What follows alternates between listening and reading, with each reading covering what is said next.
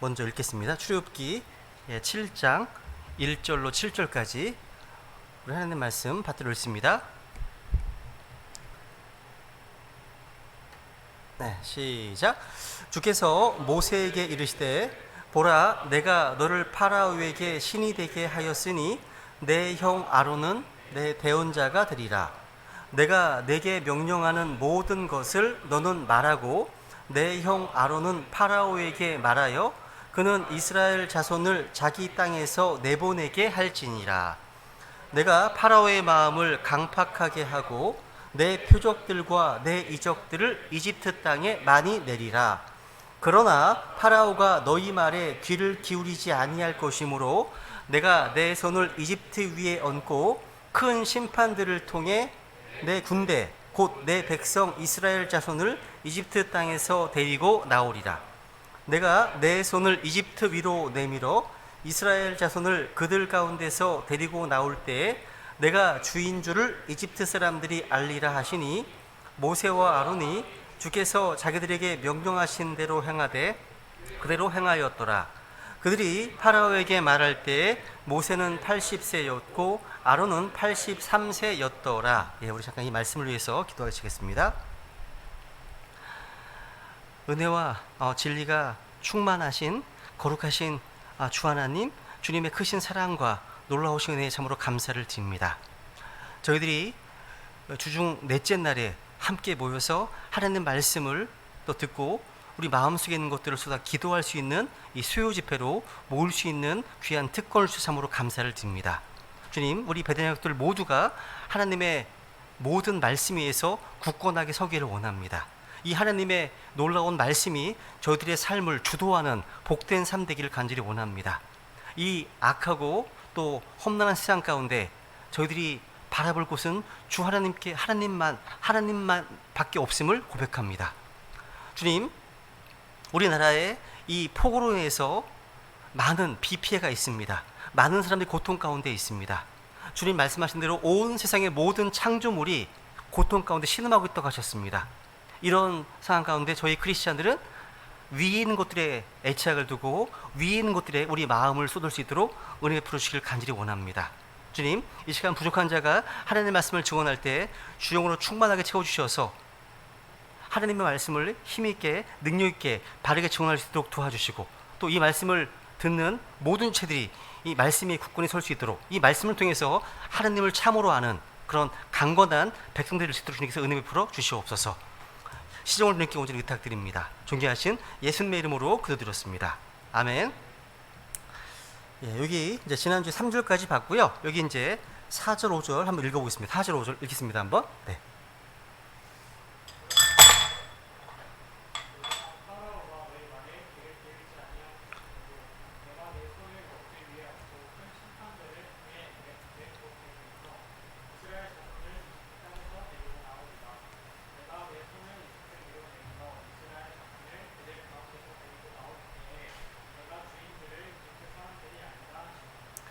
지금 하나님께서는요, 이집트를 향해서 또 파라오를 향해서 전쟁을 선포하셨습니다.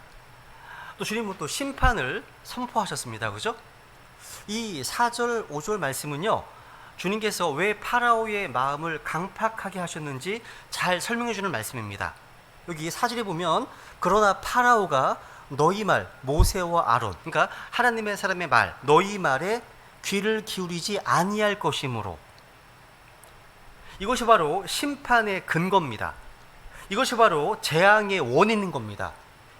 오늘날 모든 죄인들이 지옥에서 심판의 형벌을 받는 것은 그들이 죄인이었기 때문이 아닙니다. 그들이 하나님의 사람들을 통해 전해지는 이 생명의 말씀을 듣지 않았기 때문입니다. 그걸 거부했기 때문이라는 거죠. 우리 주님께서는요, 말씀을 통해서 주님을 알게 하시지만 그것이 이루어지지 않으면 주님의 심판을 통해서 주님을 알게 하십니다.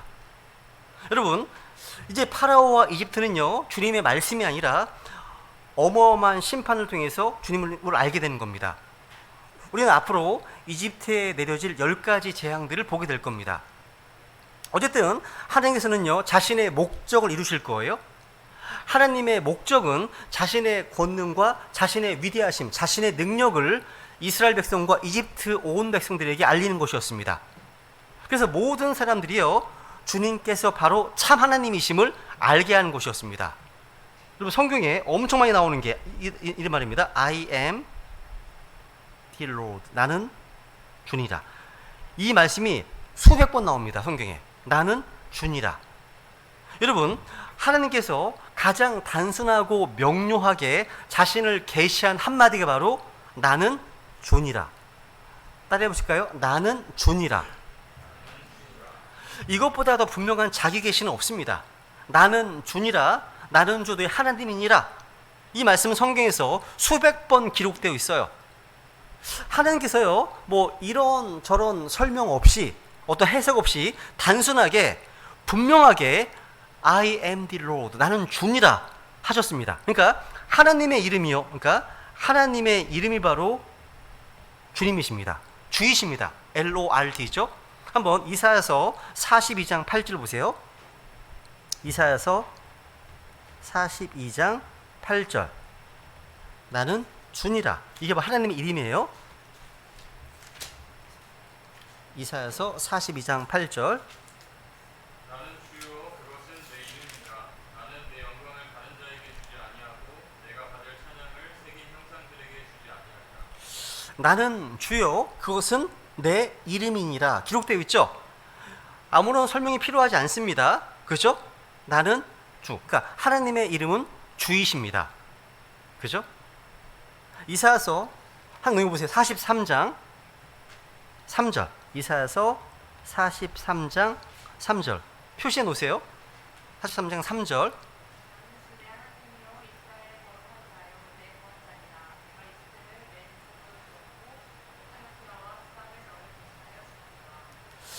또 아래 그 오른쪽 11절 보세요. 11절.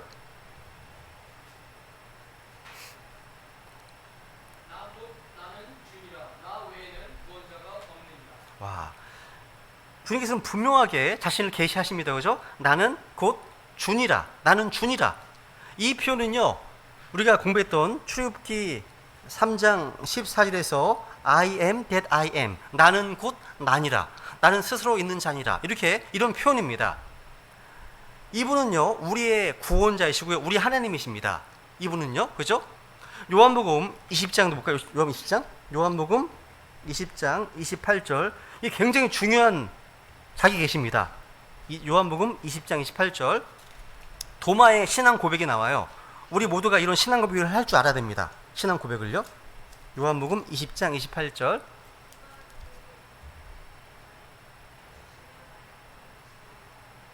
와, 도마가 고백하기를 나의 주시며 나의 하나님이시니이다 고백하고 있죠. 그죠?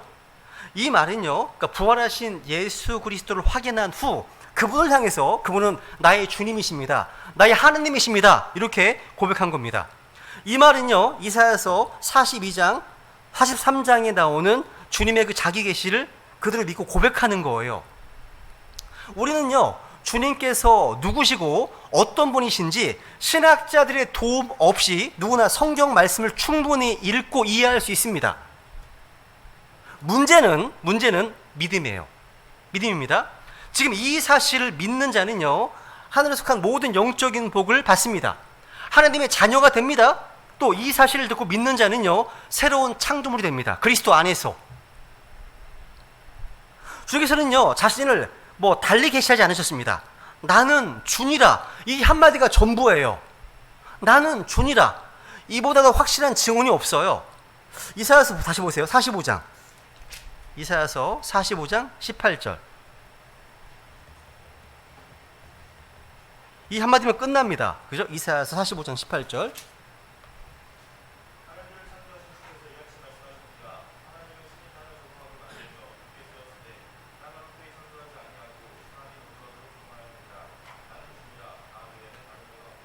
와, 하늘과 땅을 창조하신 창조주께서 나는 주니라 하십니다.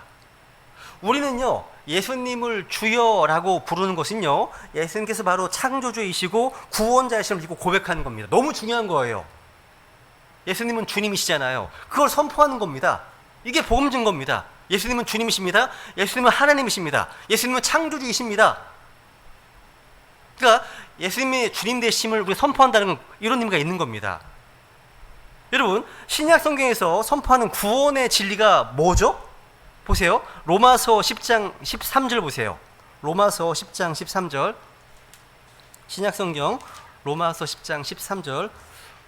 오늘 처음 오셨는데 혹시 읽으실 수 있으신가요? 예. 로마서 10장 13절. 네.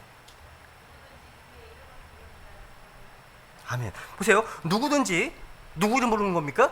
주의 이름을 부르는 자는 구원을 받으리라 말씀하시네요. 그러니까 예수님이 바로 구약 성경에 나오는 나는 주니라 하신 그분임을 믿고 고백하는 자는 누구나 구원을 받는다는 겁니다. 예수님은 주님이십니다.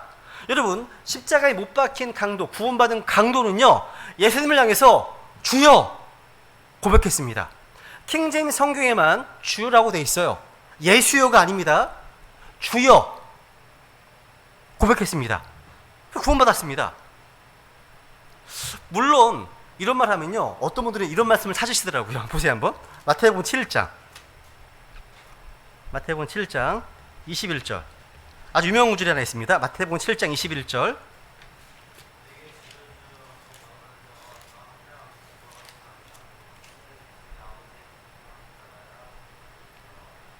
여기는 내게 주여 주여라고 하는 말하는 자가 다 하늘의 영광에 들어가지는 아니하고 되어 있죠.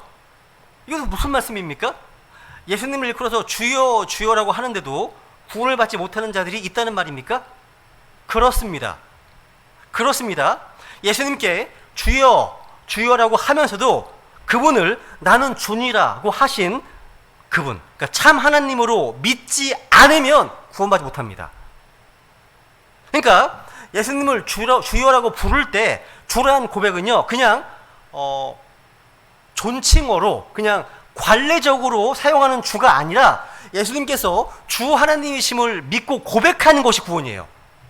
근데 그런 믿음이 없이 그냥 립서비스 하는 거죠. 제가 종종 탁구를 치거든요. 근데 탁구 치다 보면 여러 사람들은 탁구를 칩니다. 근데 어떤 분들이 제 볼을 맞고 나서, 그러니까 제 볼을 맞다가 이제 얼굴에 맞기도 하고 몸에 맞기도 해요. 갑자기 주여 이런 말을 해요. 어떤 분은 아버지 뭐 이런 말 합니다. 거의 관용어예요, 관용어. 그래서 교회 다니시냐고. 안 다닌대요. 안 다닌답니다. 이거는 그냥 립서비스죠. 구원이 아닙니다. 그러니까 예수님을 주님이라고 부른다고 하지만 믿음 없는 고백, 이거 그냥 아무 의미가 없는 겁니다. 없어요, 여러분요? 그죠? 한번 누가복음 6장도 볼까요? 누가복음 6장 46절. 누가복음 6장 46절에 보시면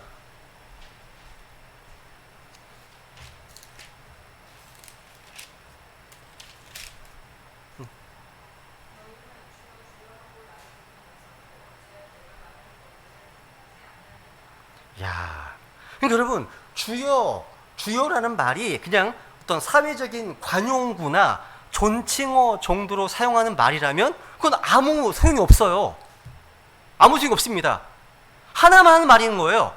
그러니까 예수님을 주여라고 할 때 그 말은 성경에서 곧 나는 주니라, 나 외에 다른 이가 없느니라 하신 그 주님을 말하는 겁니다. 예수님은 바로 그 주님이시고 왕들의 왕이시고 주들의 주이신 거죠. 그죠? 여러분, 주님께 다시 가보세요. 우리 주님께서는요, 자신이 주님이시고 참 하나님이심을 이집트 사람들에게 알리시기 위해서 그들의 거짓 우상들을 제압하셨습니다. 이집트 사람들은요, 주님께서 심판을 하실 때 언제든지 마음을 고쳐먹고 주님 앞으로 나올 수 있었습니다.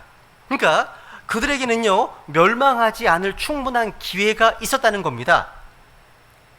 여기서 제가 지난 시간에 언급해드렸던 이제 칼빈의 애정론과 관련해서 말씀드리지 않을 수가 없습니다. 우리 주님께서 여기 다시 보세요. 7장 3절 보시면요, 3절 내가 파라오의 마음을 강팍하게 하고 되어 있죠. 보세요.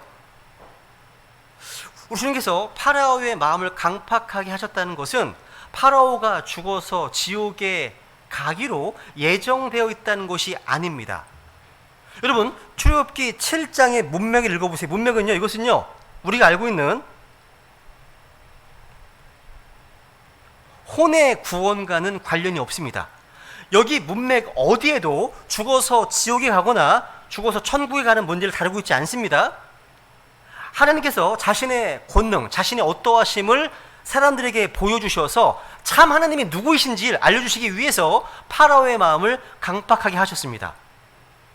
주님께서는요, 10번의 재앙, 10번의 심판을 통해서 이집트의 모든 신들을 제거해 주셨습니다. 그래서 이스라엘 백성들이 이집트를 떠날 때 이집트에는 더 이상 거짓 신이 아닌 주님의 위대하심과 그분의 명성만이 남아 있었습니다. 즉 주님의 심판을 통해서 이집트 사람들은요, 거짓 신이 아닌 하나님을 알게 된 거예요.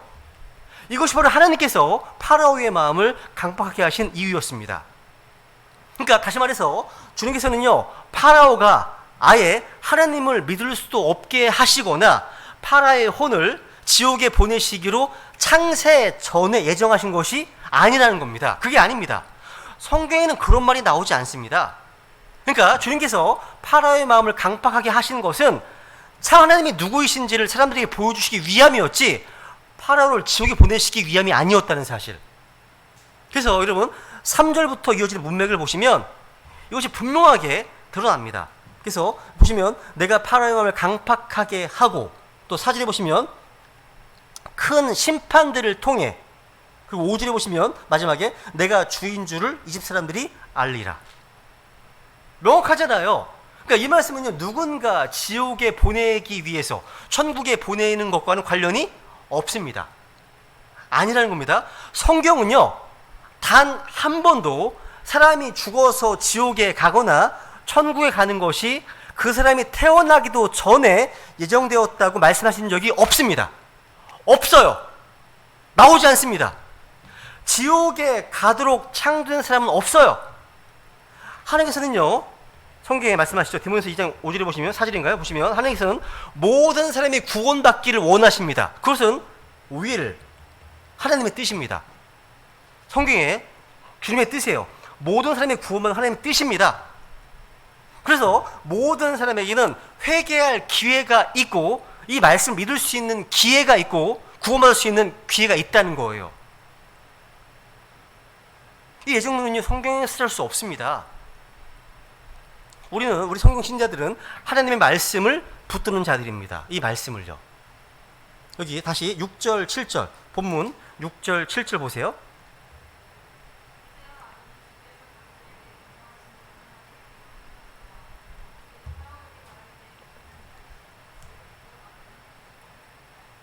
와, 6절 다시 보세요. 모세와 아론이 주께서 자기들에게 명령하신 대로 행하, 밑줄, 주께서 자기들에게 명령하신 대로 행하되 그대로 행하였더라. 밑줄. 너무 중요한 구절입니다. 주께서 자기들에게 명령하신 대로 행하되, 모세와 아론은요, 주님께서 명령하신 대로 행했고 성경은 그 사실을 이렇게 기록해 두었습니다. 그러니까 모세와 아론은요, 주님께서 자기에게 명령하신 대로 행했습니다. 여러분, 부분적인 순종은요, 이거는 뭐예요? disobedience, 불순종입니다.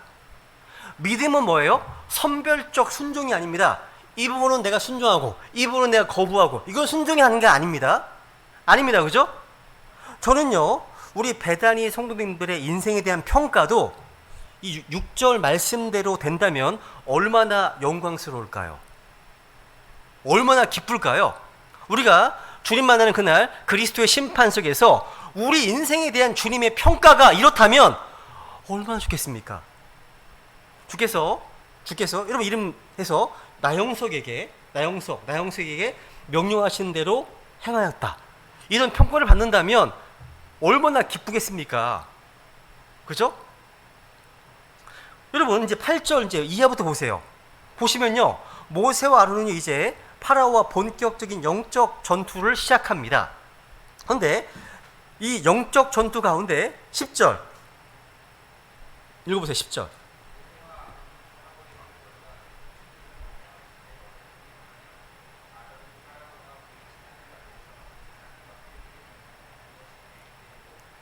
이 내용은 이따 할 건데, 여기 보시면 모세와 아론이요, 주께서 명령하신 대로 그렇게 행하였다고 기록합니다.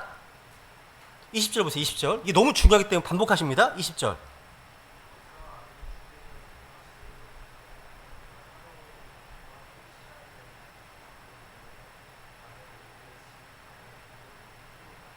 자, 여기도 모세와 아론이 주께서 명령하신 대로 그렇게 행했다고 되어 있습니다. 와, 여러분 이 말씀이요 우리의 삶에 있어서 그러니까 처음이고 마지막이고 우리 성도들의 삶에 있어서 이게 전부예요.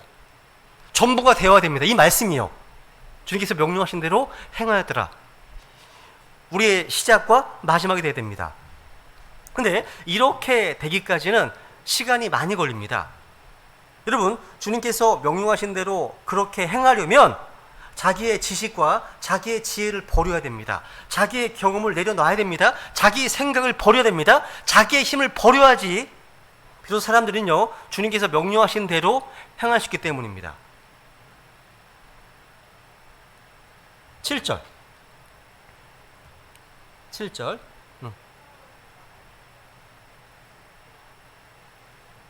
와, 여기 보세요. 모세는 몇 세? 80세였고 아론은 83세였네요. 여러분, 모세가요 이집트 사람을 죽이고 광야로 도망갔을 때가 40세였습니다. 그리고 이제 40년이 지난 후에 하나님께서 모세를 사용하기 시작하셨네요. 주께서는요 모세의 나이 80세, 아론의 나이 83세에 이런 몸도 마음도 늙어버린 두 노인을 자신의 일꾼으로 부르셨습니다. 우리가 보통요 노인하면 떠오르는 게 뭐예요? 연약함, 느림 이런 거 아니에요? 그런데 여러분 생각해 보세요. 주님의 손에 붙잡힌 두 노인은요 젊은이들의 강함보다 훨씬 더 강한 사람들이었습니다. 이게 무슨 얘기예요? 여러분, 연약한 사람들을 부르셔서 가장 강한 이집트 왕 파라오의 신이 되게 하신 주님이심을 기억하면 됩니다. 1절 말씀하시잖아요. 내가 너를 파라오에게 신이 되게 하였다. 노인을요. 누가요? 하나님께서 하신 겁니다. 우리 주님께 감사와 찬양을 드려야 되는 겁니다. 내가 부서져야만, 내가 죽어야만 하나님께서 강하게 일할 수 있습니다.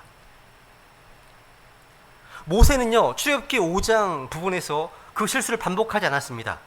모세는요 7장 1절에서 주님께서 보라 내가 너를 파라오에게 신이 되게 하였으니 이 말씀을 온전히 받았습니다. 모세는 전에처럼요 파라오에게 하나님의 말씀을 들고 구걸하지 않았습니다. 모세는 더 이상 말씀을 약화시키거나 물을 타지 않았습니다. 그럴 필요가 없었거든요.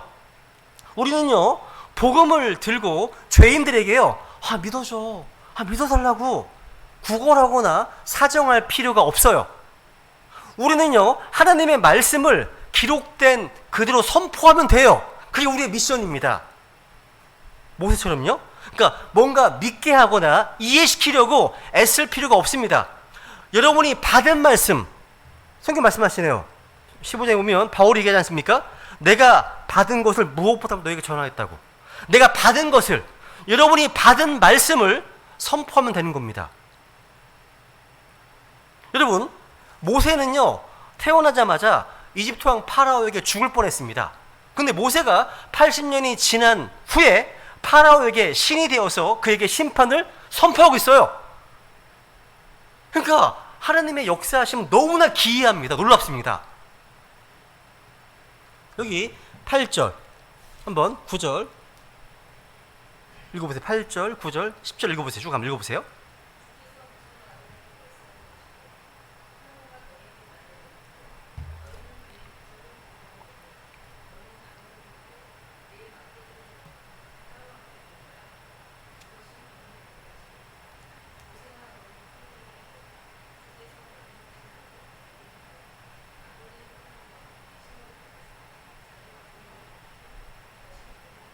와, 여러분 주님께서는요 여기 8절 9절 보시면요 모세와 아론이 해야 할 일을요 하나하나 일러주셨어요. 이 주님의 말씀을 거부한 파라오는요 지금 모세와 아론에게 한번 기적을 행해보라고 제안했습니다. 행해보라는 거예요. 지금 주님이 주신 첫 번째 표적은요, 모세의 손에 든 막대기. 이 막대기를 뭐가 되게 하는 겁니까? 뱀이 대기하는 곳이었습니다. 여러분, 이집트의 파라오는요, 뱀신을 숭배했어요. 이집트 왕 파라오의 머리 위에는 항상, 영화에서 보시지 않으셨어요? 파라오의 머리 위에 뱀의 문양이 새겨 있음을 종종 보시지 않나? 그죠? 저는 기억이 납니다. 그죠? 여러분, 모세의 손에 든 지팡이가 뱀이 된다? 이것은요, 모세가 뱀을 마음대로 잡고 흔들 수 있다는 사실을 암시하는 겁니다. 파라오가 이집트가요, 숭배하는 뱀이 실상 모세에게는 손에 든 지팡이에 불과하다는 겁니다. 그러니까 전능하신 하나님께서는요, 모세를 통해서 뱀을 짓밟을 수도 있고 마음대로 컨트롤할 수 있다는 것을 보여주신 거예요. 주님께서는요, 우리에게 마찬가지입니다. 보세요. 영적 적용하면 누가복음 10장 보세요. 영적 적용하면 비슷한 말씀이 있습니다. 누가복음 10장 19절. 누가복음 10장 여기 잡으시고요. 출애굽기 10장 잡으시고 누가복음 10장 19절.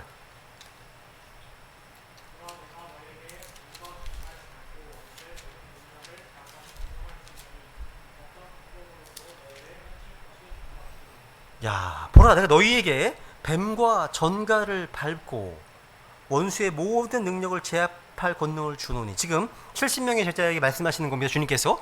그죠? 여러분, 생각해 보세요. 파라오가 두려워하고 섬기는 뱀을요, 80대 노인 모세, 이 모세는 손에 들고 지팡이로 삼고 있습니다. 하나님께서는요, 마귀를 언제든 충분히 제압하시고 자기 뜻대로 사용할 수 있습니다. 이게 하나님이신 거예요. 오늘날 마귀를 엄청 두려워하는 사람이 있고요, 마귀를 엄청 가스롭게 무시하는 사람도 있습니다. 둘 다 틀렸습니다. 마귀를 너무 과대평가해서도 안 되고요, 너무 가소평가해서도 안 됩니다. 마귀는 하나님께서 이상 신으로 지금 허락한 존재입니다. 위에 있는 권력자일 수도 있습니다, 마귀가요, 지금. 근데 어쨌거나 이 마귀도 하나님의 통제 아래 있습니다.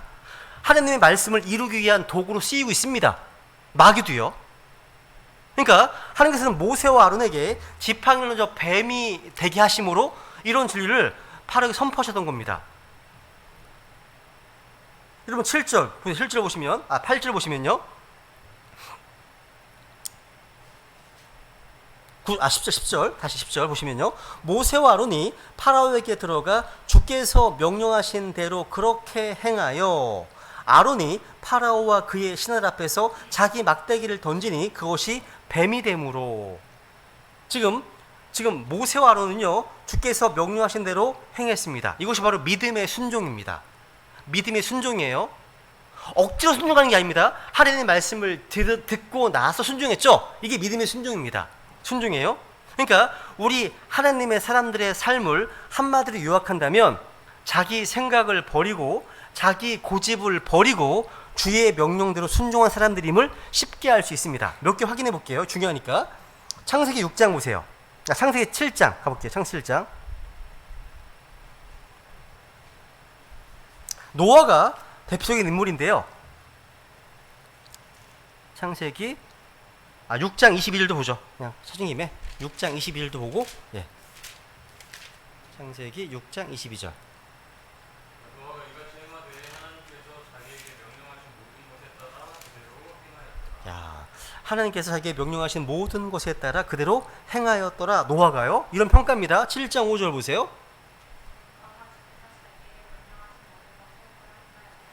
똑같네요, 그죠? 그러니까 방주를 만드는 일이나 또 파라오 앞에서 지팡이를 던지는 일이나 또 주님의 말씀대로 잔치집에 빈 통에 물을 갖다 붓는 일이나 명령하신 대로 행하는 사람들은요, 다 하나님의 권능과 능력을 맛보고 동참하는 은혜를 누렸습니다. 해보세요. 하나님의 말씀대로 행할 때 하나님의 일하심을 경험할 수 있습니다. 특권이에요, 특권. 그러니까 종들만이 아는 기쁨이 있어요. 그러니까 섬기는 자들만 아는 기쁨이 있다는 거죠. 그죠? 여러분, 출애굽 40년의 여정에서 모세가 한 가장 큰 실수가 뭐죠? 이것 때문에 가나안 땅 못 들어갔어요. 이게 뭐였습니까?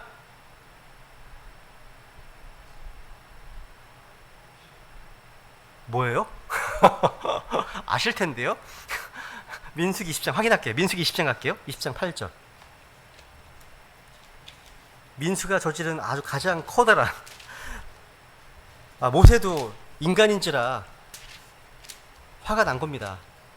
민수기 20장 8절 보시면요. 너는 막대기를 가지고 네 형 아론과 더불어 집회 군중을 함께 모은 뒤 너희는 그들의 눈앞에서 반석에게 말하라. 그러면 그것이 자기 물을 내리니 너는 그 반석에서 그들에게 물이 나오게 하여 회중과 그들의 짐승들이 마시게 할지니라. 출애굽기 17장에서는 반석을 한번 친 적이 있습니다. 한 번 쳤어요. 그 이후 사건이 이거든요. 여기는 주님 말씀하십니다. 반석에게 뭐 하라고요? 말하랍니다. 말하라. 이건 형광표현을 싫어합니다. 반석이 말하라. Speak unto rock. Speak 말하랍니다. 말하라. 그런데 모세가 어떻게 했습니까? 여기 10 읽어보세요. 9절, 10절, 11 읽어보세요. 한번 쭉. 당연히 읽어보세요. 9, 10, 11 다 읽어보세요. 쭉. 모세가 그분께서 자기에게 명령하신 대로 주 앞에서 막대기를 취하니라. 모세와 아론이 반석 앞으로 회중을 함께 모은 뒤 그가 그들에게 이르되 너희 반역자들아 이제 들으라. 우리가 너희를 위해 이 반석에서 반드시 물을 내야만 하려 하고 모세가 손을 들어 자기 막대기로 반석을 두 번 치매 물이 풍성히 솟아나므로 회중과 또한 그들의 짐승들이 마십니다. 이건 순종하지 않은 겁니다. 하나님 분명히 반석에게 스피크 말하라고 했습니다. 근데 모세는요, 모세는 반석을 두 번 쳤습니다. 여러분, 이 락, 반석, 이 누구십니까? 고린도서 10장에 보면 반석은 곧 예수 그리스도로 말씀하십니다. 예수님은 십자가에서 단 한 번 고난을 받으사 한 번 고난 받는 겁니다.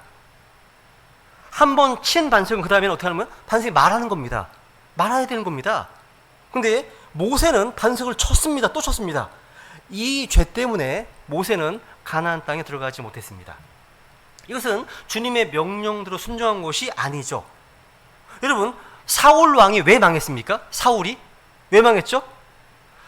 제가 보기엔 사울은요, 이 사울왕은요, 선별적으로 순종한 대표적인 인물이에요. 사울은요, 주님의 명령을 있는 그대로가 아니라 자기 나름대로 이해하고 소화한 방식으로 실행한 사람입니다. 오늘날 육신적인 교인들은요, 그런 사람들이야말로 합리적이고 이성적이고 생각이 깊은 사람이라고 말할지 몰라도 주님은 그런 사울을 버리셨습니다. 한번 사무엘상 가볼게요. 한번 보세요. 사무엘상 15장 18절. 사무엘상 15장 18절. 유명한 사울 이야기입니다.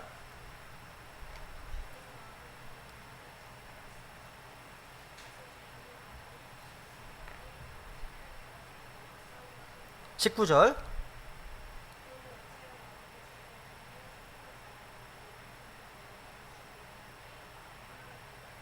그랬더니 사울이 반응 20절 보세요. 20절.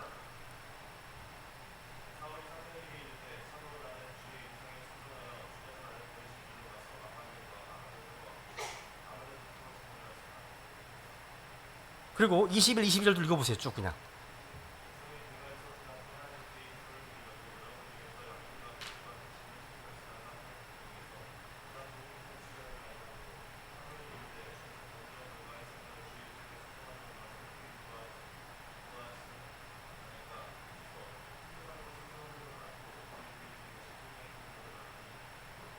야, 그래서 23절에 보면 왕을 버리십니다. 하나님께서. 여러분, 지금 사울은요, 자신이 여기 20절에 보니까 나는 주의 음성에 순종했다고 주장합니다. 순종했대요. 그런데 주님은 사울이 순종하지 않았다고 말씀하시네요. 여러분, 사무엘과 사울의 관점이, 시각이 얼마나 다른지 한번 보세요. 이것은요, 영적인 그리스도인과 육신적인 그리스도인의 차이예요. 이것은요, 하나님의 사람과 불경건한 사람의 차이인 거예요. 그러니까 우리의 자아가 십자가에 처리되기 전까지 이런 진리를 배우지 못해요. 대부분은요, 오늘날 사울처럼 생각하고 행동하면서 당당히 외칩니다. 13절. 사울이 얘기하잖아요. 13절. 사무엘이 사울이 가니 사울이 그에게 이르되, 보세요, 당신이 주께 복받기를 원하나이다. 그 다음, 내가 주의 명령을 이행하였나이다 하매. 대단하지 않습니까? 당당히 외치는 건 이렇게 외치는 겁니다. 여러분, 사울은요, 하나님의 말씀을 제가 볼 때 그냥 참고서 정도로만 생각한 사람입니다.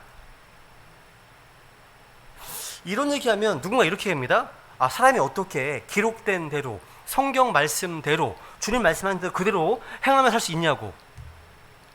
이런 내용이 오늘날 마지막 시대 이 교회들, 이 교인들이 어떤 그런 마음, 머릿속에 들어있는 사고방식입니다.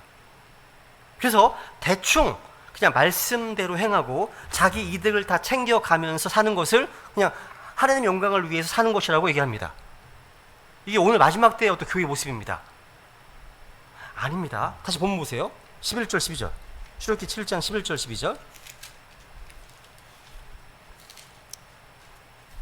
출애굽기 7장 11절 12절. 네, 읽어보세요. 네네.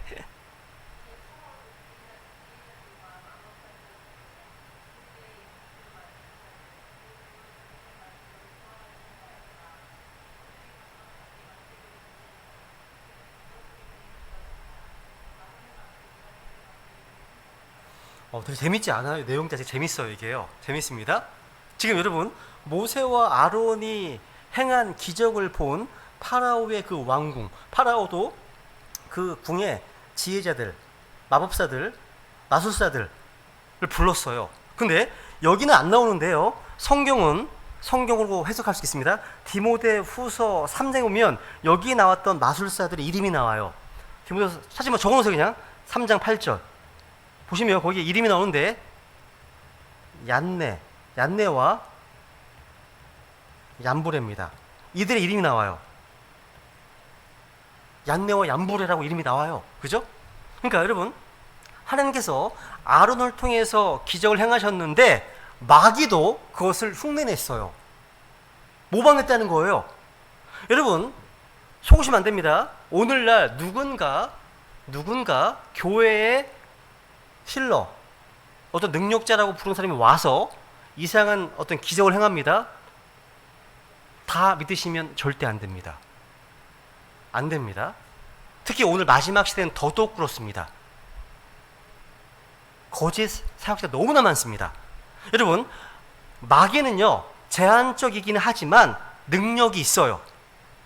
하지만 아무리 마귀가 대단한 능력을 갖고 있다 하더라도요, 우리는 전혀 두려워할 필요가 없습니다. 모든 것을 주관하고 계신 분은 하나님이십니다. 마귀는 하나님께서 허락하신 만큼의 능력만 가지고 있을 뿐이기 때문입니다. 여러분, 하나님의 기적하고요. 여러분, 보세요. 하나님의 기적하고요. 마귀의 기적, 마귀의 표적, 뭐가 다릅니까? 하나님의 기적은요, 항상 완전한 말씀과 함께 증거됩니다. 반면 마귀의 표적은요, 사람들을 속이기 위한 거예요. 우리는 마귀의 능력을 결코 무시해서는 안 됩니다. 마귀는 성경에 보면요, 하늘에서 불이 내리게 할 수 있습니다. 큰 표적과 이적을 보여서 심지어 택함 받은 자들을 속일 수 있다고 말씀하고 있습니다. 심지어 또 마귀는 또 병도 고칠 수가 있습니다. 하나만 볼까요? 마귀는요, 심지어 예수님 앞에서도요, 자기의 능력을 한번 보여준 적이 있어요. 이야, 이거 진짜 번데기 앞에서 주름 잡는 거 이게요. 예수님 앞에서 진짜 자기 능력을 보여준 적이 있어요. 보여줄게요. 누가복음 한번 보세요. 누가복음 4장 5절. 이게 포크레인 앞에서 삽질하는 거죠, 그죠? 감히 예수님 앞에서 지금 뭐 하는 거예요, 그죠? 뭐 마귀가. 누가복음 4장 5절 보시면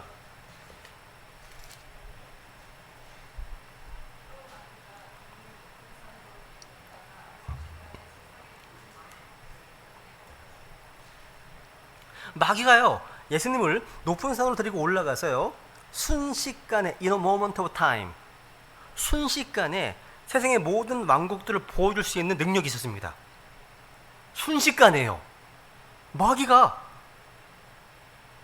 우리는요, 주님께서는요, 교회와 우리 성도들이요, 이 마귀의 미혹에 빠져들지 않도록 늘 깨어있고 기도할 것을 명령하셨습니다. 여러분, 오늘 본문 보니까 아론의 막대기도 뱀으로 변했고요. 이집트 마술사들의 막대기도 뱀으로 변했습니다. 여기까지만 보면요, 그들의 신들도 막강해 보입니다. 하지만 아론의 막대기가 그들의 막대기를 삼켜버렸습니다. 뭐예요? 이 세상과 마귀가 아무리 막강해 보여도 결국은 하나님께서 승리하실 것이기 때문에 그걸 보여주는 거예요. 하나님 승리하실 겁니다.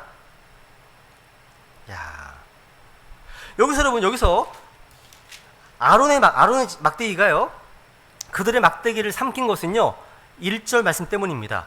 하나님께서 모세를 파라오에게 신이 되게 하신 약속에 따른 거예요. 우리는요, 주님을 거부하고 반역하는 것보다 하나님의 능력을 모방해서 주의 말씀을 듣지 못하도록 막는 행위가 훨씬 악하다는 사실을 알 수 있습니다. 우리 주님께서는요, 말씀의 빛을 거부한 죄인들에게 강한 미혹의 영을 보내시는데 파라 역시 그런 경우에 해당한 거예요. 여기 13절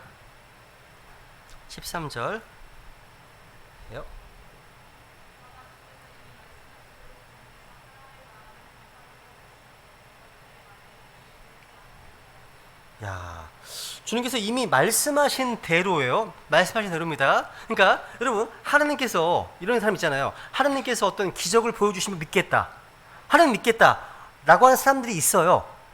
또 어떤 초자연적인 경험을 하게 되면 내가 믿겠다 하는 사람도 있습니다.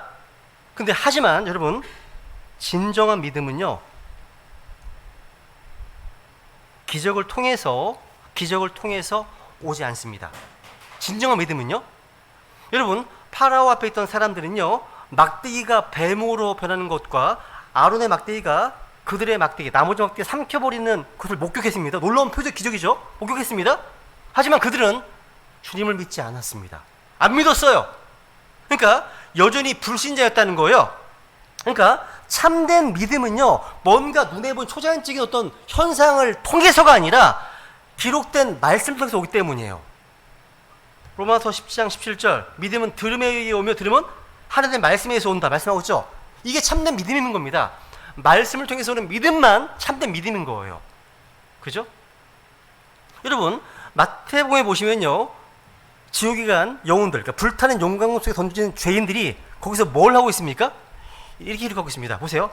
마태복음 13장 보세요. 마태복음 13장 42절 또 50절도 보세요. 지옥에 간 죄인들이 모습이 나옵니다.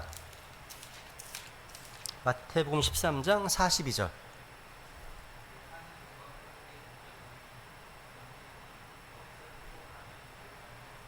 자, 50절. 똑같은 말씀이 있습니다. 네.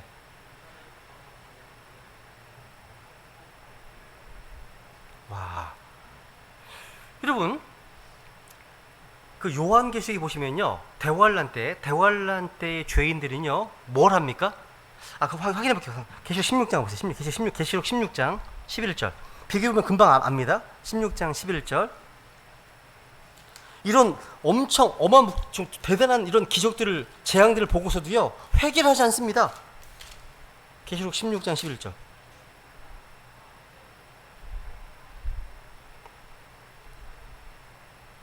야, 하나님을 모독하고 자기 행실을 회개하지 않습니다. 21절.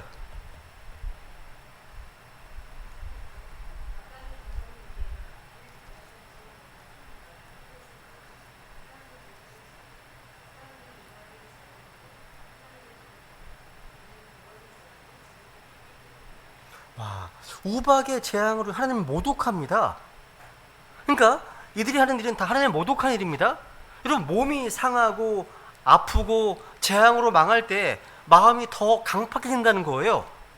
여러분, 이 세상에서 가장 커다란 비극이 있다면 이렇게 죄인들의 마음이 주님의 권능과 표적을 보고서도 더욱 완악해지는 경우입니다.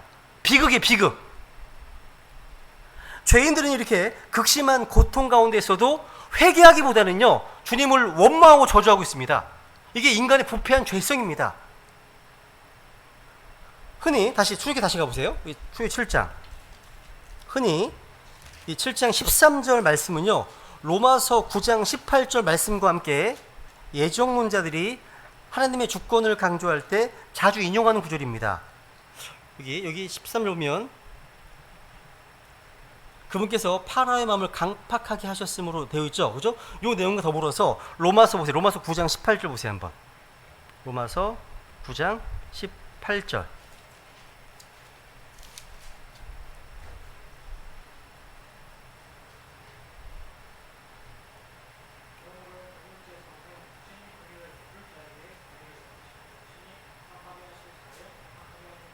야, 이거 밑줄 쳐주세요. 밑줄 치세요. 그러니까 칼빈주의자들은 이 말씀을, 이 구절을 들어서 보라, 주님은 긍휼을 베풀 자와 강팍하게 할 자를 미리 따로 정해 두셨다, 이렇게 주장합니다. 그래서 이 말씀은 예정에 대한 구절이 아니죠. 주님께서 긍휼을 베풀 자가 누구시죠? 여러분, 하나님은요 긍휼이 풍성하신 분이십니다. 긍휼이 많으신 분이세요. 누구든지 주님의 긍휼을 원하면 긍휼을 베풀어 주십니다. 그런 분이십니다. 자신이 죄인임을 알고 긍휼을 구하는 자, 예수님을 믿고 시인하는 자들 긍휼을 베풀어 주십니다. 그러니까 미리 예정된 자가 아니라 긍휼을 베풀어 달라고 구하는 자입니다. 부르짖는 자입니다. 그렇다면 뒤에 나오는 하나님께서 강팍하게 할 자가 누구죠? 복음의 진리를 듣고도 순종하지 않는 자들입니다. 주님을 대적하고 반역한 자들입니다. 이것은 주님께서 그를 강팍하게 하도록 미리 정하신 것이 아니라 강팍한 마음에 대한 하나님의 보응이고 심판입니다. 그러니까 하나님께서는요 강팍하게 할 자를 강팍하게 하시는데 이것은 예정에 따른 것이 아니라 그 죄에 대한 심판이고 보응이라는 사실입니다. 주님께서 파라오의 마음을 강팍하게 하시기 전에 파라오가 이미 자기 마음을 강팍하게 했습니다. 그래서 주님의 진노를 쌓아 올렸습니다. 로마서 앞에 보세요. 2장. 로마서 2장 5절을 보세요. 로마서 2장 5절.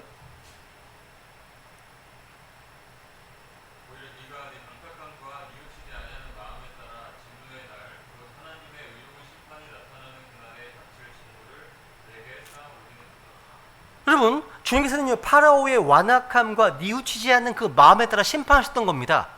마찬가지로 누구라도요 복음을 계속 거부하고 마음을 강팍하게 한다면 주님의 진노를 쌓을 뿐입니다.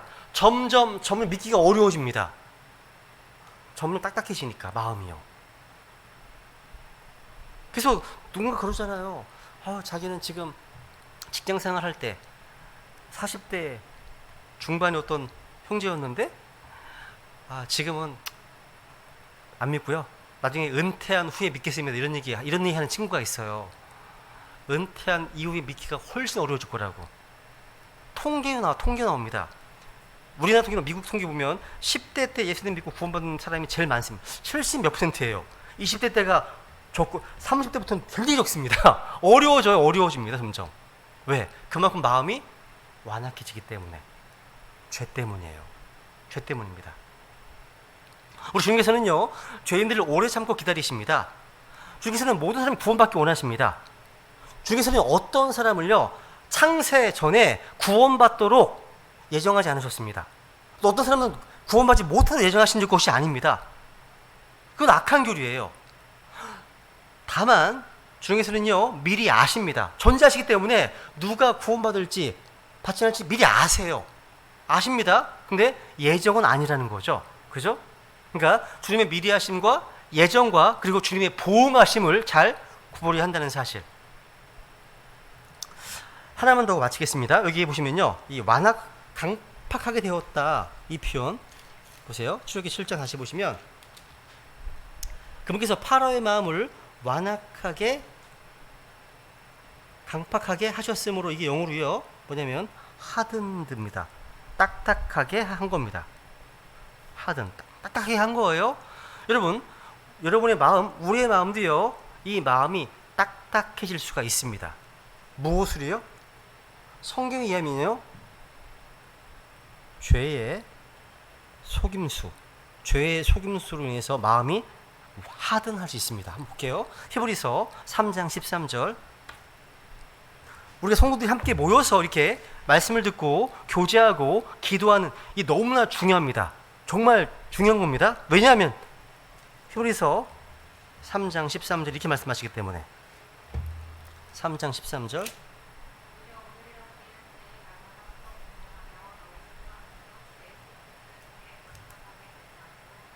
너희 중 아무도 죄의 속임수를 통해 강팍하게 되지 않도록 하라. 말씀하시네요. 어떻게 날마다 서로 권면하여 함께 모여야 됩니다. 권면하려면. 그죠? 여러분, 파라오는요 자기 곁에 얀네와 얀브레와 같은 마술사들로 인해서 더욱 강팍해졌습니다. 여러분, 우리는요 누구와 교제하는지, 누구와 얼마나 대화하는지에 따라서 우리의 마음도 정말 크게 영향을 받을 수밖에 없습니다. 여러분, 하루 종일 뭘 듣고 뭘 보십니까? 하루 24시간 중에 8시간은 일하시고 8시간은 주무시고 8시간 남았습니다. 3시간은 식사하십니다. 5시간 남았습니다. 5시간 동안 뭘 하면서 지내시죠? 5시간 내내 네이버 기사 보고 유튜브 영상 보고 하시면서 보내십니까? 아니면 5시간 가운데 최소 1시간 이상은 하나님의 말씀을 읽고 주님과 기도하는 그런 영적 경건의 시간을 가지십니까? 이게 5시간에 따라서 내 인생의 질이 결정되는 거예요. 중요한 겁니다, 여러분요. 뭘 듣는지 뭘 보는지가 내 마음의 상태를 결정하기 때문에 정말 중요한 거예요. 우리 믿음의 선배들은 그런 얘기를 합니다. 오늘날 구원받은 성도들은요 일주일에 최소한 2번 이상 만남과 모임을 가져야 한다고 얘기합니다. 저에게 보세요. 수요일날 이렇게 한 20명도 안 나오시잖아요. 일요일날 거의 대부분 다 나오시잖아요. 그죠? 자리가 없을 만큼. 이건 조금 문제일 수 있습니다. 건강한 건 아닙니다, 이게요. 그죠? 최소한 2번 이상은 모유한다고 얘기합니다. 왠지 아세요?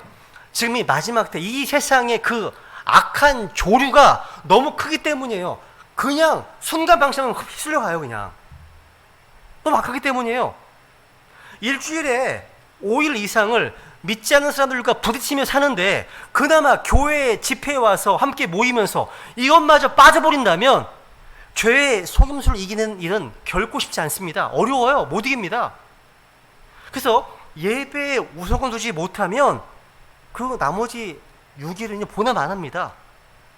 저 개인적으로요, 청년들이 교회에서 보이지 않을 때 갑자기 이 친구가 안 나오네 교회를? 연락을 취하거든요. 그러면 대부분 이상하게 주의 첫날 알바를 하거나 또 주일에 직장 스케줄 근무를 하거나 그렇습니다. 저 너무 안타깝습니다.